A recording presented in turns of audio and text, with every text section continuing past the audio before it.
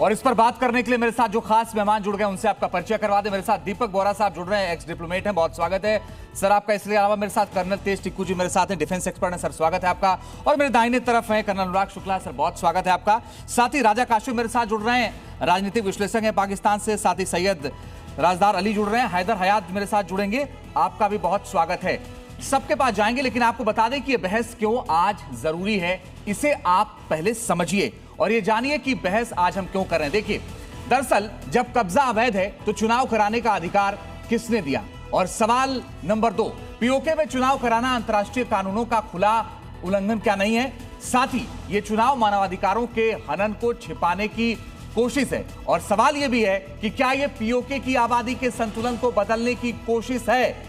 चुनाव के नाम पर आतंकियों के मुख्य धारा में लाने का प्लान तैयार किया गया, क्योंकि वहां तो हाफिज सईद को वो मुख्यमंत्री बनाना चाहते हैं, जिनको उन्होंने टिकट दिया है वो आतंकी हैं और हाफिज सईद की पार्टी वहां चुनाव लड़ रही है। तो आप सोचिए कि क्या स्थिति वहां पर बन रही है। मैं राजा काशिफ आपसे सवाल की शुरुआत करता हूं। भाई साहब, मैं आपसे जानना चाहता हूं कि अगर ये चुनाव आप लोग करा रहे हैं, आतंकियों को आपने खड़ा कर ही दिया है, तो किस कानूनी हैसियत से इस क्षेत्र में चुनाव करा रहे हैं? अच्छा, देखें, बहुत शुक्रिया। सबसे पहली बात तो ये कि लफ्ज पीओके ही गलत है।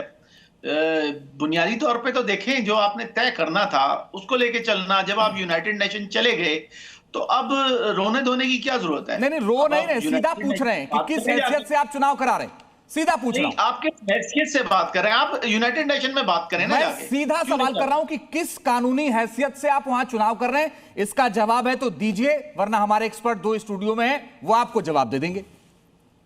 अच्छा, देखें, वो क्या जवाब देंगे? जो हमारे पास है, आप जो कर सकते हैं वो कर लें। आपने जाके यूनाइटेड नेशन में लेके गए, आप इसको एज अ कॉन्फ्लिक्ट लेके गए, तो जाए ना, रेजोल्यूशन पे बात करें। क्यों नहीं करवा रहे? आप जाके बात ही नहीं करते। आपने तो वहां 370 भी खत्म कर दी। तो हम तो यही पूछ रहे हैं कि वो जो हिस्सा है आपके पास कश्मीर का, वो आपके पास क्या कर रहा है? आपने किस मेरा सीधा सवाल आपसे है राजा काशिफ, डॉक्टर राजा काशिफ साहब, यही सवाल है। डॉक्टर राजा काशिफ साहब, मेरा सीधा सवाल आपसे है कि किस कानूनी, मैं तीसरी बार पूछ रहा हूं आपसे, इसके बाद अनुराग जी जवाब देंगे। जी, मैंने भी आपसे सीधी बात आपसे पूछ रहा हूं, किस कानूनी हैसियत से जो आपने अवैध रूप से कब्जा कर रखा है उस पर आप चुनाव करा रहे हैं? कब्जा आपने किया हुआ है, ये आपकी गलतफहमी है। कब्जा तो आपने किया है, क्योंकि आप यूनाइटेड नेशन में कौन लेके गया? राजा काशिफ, आप बेनकाब हो गए। आपको नेहरू को कब्र आप बेनकाब हो गए। टेस्ट कुछ मैं आपसे जानना चाहता हूं कि मैंने 4 बार एक सवाल पूछा, एक बार एक सवाल को 4 बार पूछा, जवाब नहीं है इनके पास। इसके कई पहलू है। सबसे पहले इन्हीं की बात का मैं जवाब देता हूँ। यूनाइटेड नेशंस क्यों गए? क्योंकि यूनाइटेड नेशन को बनाने में अनडिवाइडेड इंडिया ब्रिटिश इंडिया का काफ़ी बड़ा रोल था। और जब आपने फौजें भेजी 22 अक्टूबर को और आप श्रीनगर तक पहुँचे, फिर आपको वापस धकेल दिया गया। उसके बाद हम यूनाइटेड नेशन में गए, क्योंकि हमारा यूनाइटेड नेशन में फेथ था।